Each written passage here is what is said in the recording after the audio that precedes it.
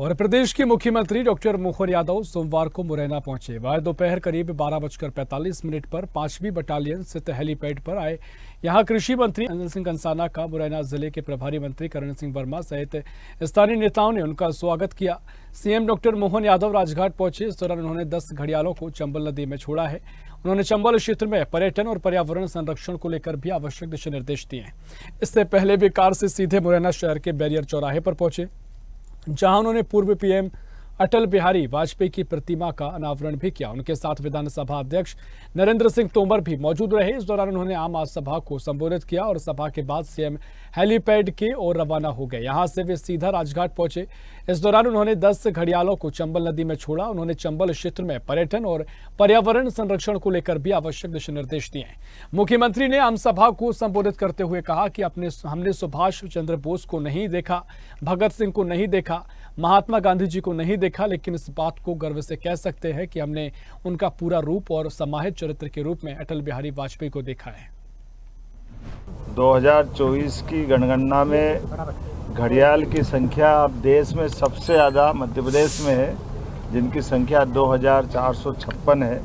और जैसा कि आपको जानकारी है, बड़ी अच्छी रोचक इनकी जीवन की दिनचर्या है, जिसके आधार पर न केवल घड़ियाल को बचाया जा रहा है, बल्कि घड़ियाल के माध्यम से इको टूरिज्म, जलीय जीव को बचाते हुए समूची वसुधा का ये जो खूबसूरती है, बहुत अच्छा प्राणी है, जिसके माध्यम से वैसे तो बता दूं कि चंबल ये पूरे देश की सबसे स्वच्छ नदी है, एशिया महाद्वीप।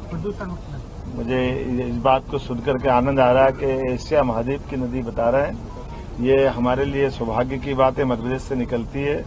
और जो चंबल अभयारण्य में घड़ियाल, डॉल्फिन, मगर, 9 प्रकार के विभिन्न कछुए, विभिन्न प्रकार की मछलियां, सभी प्रकार के पक्षी, खासकर इंडियन स्कीमर, काले belly tern, great cormorant, grey heron, Brahminy duck इत्यादि बहुत सारे पक्षी जो अपने भी हैं और विदेश से भी आते हैं। और इसका सबसे अच्छा समय नवंबर से लेकर के फरवरी तक का रहता है। आने वाले समय में यहाँ पे लोगों को रोजगार मिले, घड़ियाल संरक्षण के आधार पर अभयारण्य में पर्यटक बढ़े, इस नाते से इसकी योजना बन रही है।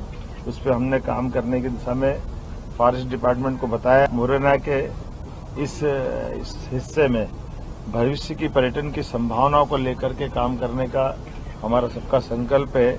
और खास करके हम सब जानते हैं कि ये हजारों साल से यहाँ प्राकृतिक रूप से घड़ियालों का, यहाँ तक कि डॉल्फिन की संभावना भी मानी जाती है।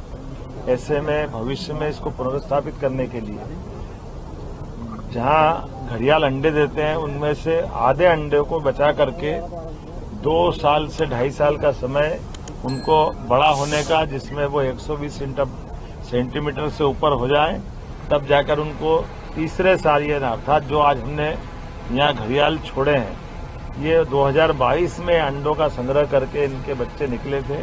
और धीरे धीरे इनको अपनी